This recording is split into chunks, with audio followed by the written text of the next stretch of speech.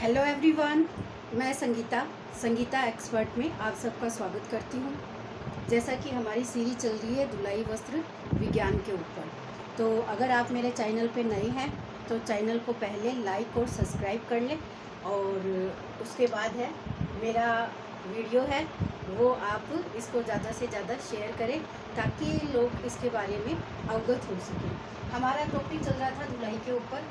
धुलाई के आज आपको मैं प्रतिक्रमक पढ़ा रही हूँ। मैंने आपका जो वस्त्रों का दाग धब्बे लगाने वाला वर्गीकरण था वो वर्गीकरण करवाया था। वर्गीकरण के बाद हम प्रतिक्रमकों का प्रयोग करते हैं वस्त्रों पर उन दाग धब्बों को उतारने के लिए। तो उसमें से सबसे पहले हम क्या करेंगे, अम्लीय प्रतिक्रमक का वर्णन करेंगे। अम्लीय होते हैं हमारे। इसके बाद हम क्षारीय प्रतिक्रमकों का वर्णन करेंगे, और क्षारीय प्रतिक्रमकों के साथ साथ हम प्रोटीन युक्त दाग धब्बों को किस तरीके से उतार सकते हैं, और ये जो हमारे अम्लीय हैं इनको उतारने के लिए हमें कैसे प्रतिक्रमकों का प्रयोग करना है, इन सब की जानकारी लेंगे।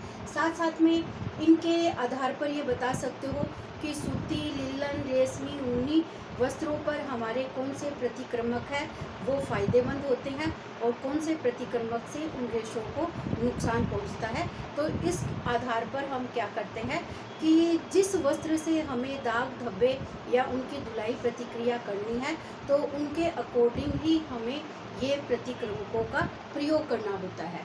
तो सबसे पहले अम्लीय प्रतिक्रमक है, ये आपको ध्यान रखना है कि अगर दाग धब्बे हमारे अम्लीय प्रकृति के हैं तो उनको हमें क्षार से उतारना होता है, और जो क्षारीय प्रकृति के होते हैं तो इनका जो कनेक्शन होता है क्षारीय प्रकृति को तो हमें अम्लीय के माध्यम से, और अम्लीय प्रकृति के हमें दाग धब्बों को क्षारीय के माध्यम से उतारना होता है। तो इन दोनों का जो संबंध है वो उल्टा है।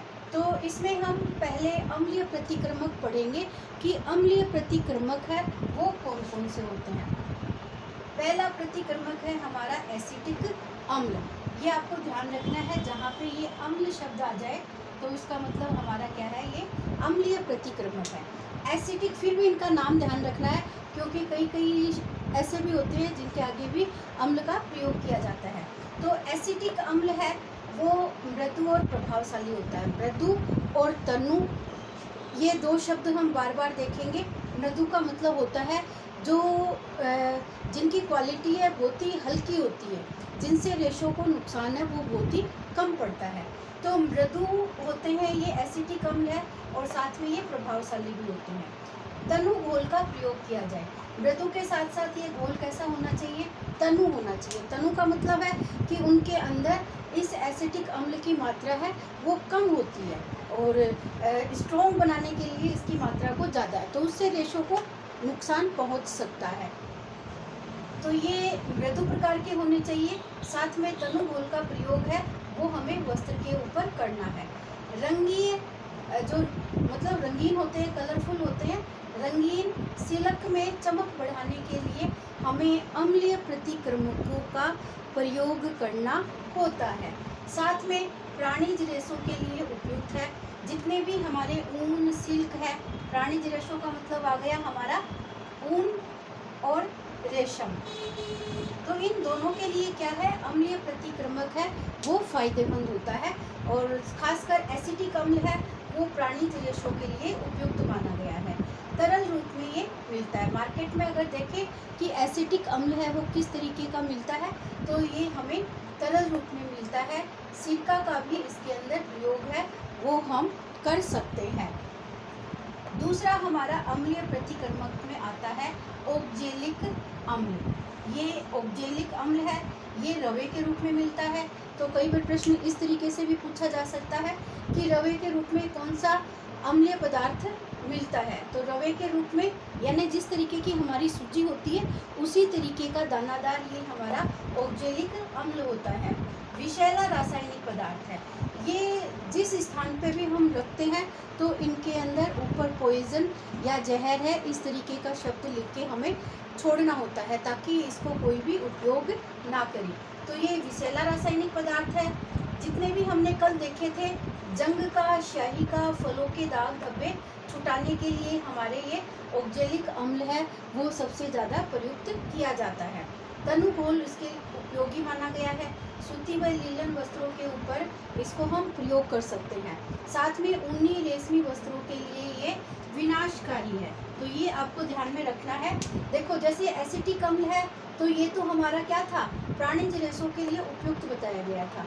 अब ये जो ऑक्जेलिक अम्ल है ये हमारे ऊनी और रेशमी यानी जो जानत्व वर्ग के रेशे हैं वो उन दोनों के लिए ही क्या है, नुकसानदायक है।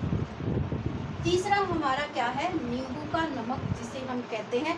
ये नींबू और नमक नहीं मानना इसको आप कि नींबू और नमक का जैसे स्याही का दाग उतारने के लिए हम इन दोनों को यूज़ करते हैं। ये हमारे एक अम्लीय प्रतिक्रमक का नाम है जिसको नींबू का नमक या इसका दूसरा नाम है सोरेल का नमक भी इसको कह सकते हैं। कई बार आपको नींबू का नमक मिलेगा और कई बार आपको ये सोरेल का नमक मिलेगा। ये भी क्या है, हमारा एक विषैला रासायनिक पदार्थ है। इसके ऊपर भी पॉइजन नाम है, वो बोतल के ऊपर अंकित करके हमें छोड़ना चाहिए। सूती व लीलन के वस्त्रों के लिए ये उपयुक्त माना गया है।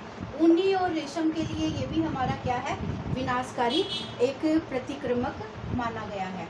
चौथा हमारा आ जाता है ओलिक अम्ल। ये ओलिक अम्ल क्या है, चिकनाई के दाग धब्बे छुड़ाने में इनका प्रयोग किया जाता है। ऊनी व रेशमी पर ये वर्जित माना गया है। सूती व लीलन के लिए भी ये उपयुक्त है, यानी ऊनी और रेशमी के लिए हमारा कौन सा, ये एसिटिक अम्ल है, यही हमारा खाली क्या है, ऊनी और रेशमी वस्त्रों के लिए उपयुक्त है। बाकी हमारा ऑक्जेलिक अम्ल है, ये भी ऊनी और रेशमी के लिए हानिकारक है, ये भी हमारा विनाशकारी बताया गया है और ये भी हमारा वर्जित बताया गया है। सूती व लीलन के लिए ये उपयुक्त है, प्रभावशाली प्रतिक्रमक माना गया है ये सूती और लीलन के लिए। और इसके साथ साथ एक प्रकार का ये वसीय अम्ल भी कहा जाता है। रंगीन वस्त्रों के ऊपर भी इसको वर्जित बताया गया है। जो कलरफुल है वस्त्र हमारे लाल पीले हरे, उनके ऊपर इनका प्रयोग है, ओलिक अम्ल का प्रयोग है वो कम करना चाहिए। जैसे वाइट कलर के कपड़े हैं या बिल्कुल लाइट कलर के क्रीम वगैरह कपड़े हैं तो उनके ऊपर ये उपयुक्त माना गया है। तो आपको अम्लीय प्रतिक्रमक का जब नाम पूछा जाए तो आपको ये चारों नाम है अच्छे से ध्यान रखने हैं। आपको छांटने को मिलेंगे कि इसमें से अम्लीय प्रतिक्रमक कौन सा है या क्षारीय प्रतिक्रमक कौन सा है, तो वहाँ पे आपको इन सबको ध्यान देने की आवश्यकता है और वहाँ आपको इनके ऊपर ध्यान देना होगा कि कौन सा हमारा अम्लीय प्रतिक्रमक है, कौन सा हमारा क्षारीय प्रतिक्रमक है। तो सबसे मेन है इनको शब्दों को याद रखना है और साथ में ये ऊनी वस्त्रों के ऊपर कौन सा सर्वाधिक प्रयोग करना चाहिए और सूती वस्त्र के ऊपर, वनस्पतिक रेशे के ऊपर कौन सा उपयुक्त करना चाहिए, इस बात का हमें इनके ऊपर ध्यान देना है। तो याद करने के हिसाब से आपको इस तरीके से इनको ध्यान रखना है कि कौन सा है वो कौन से वस्त्र के लिए उपयुक्त माना गया है।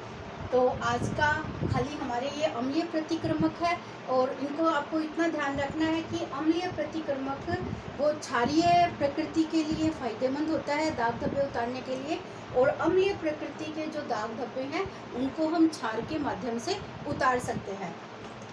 एक साथ में जितने भी हमारे प्रोटीन युक्त दाग धब्बे होते हैं ये भी आपको ध्यान रखना है।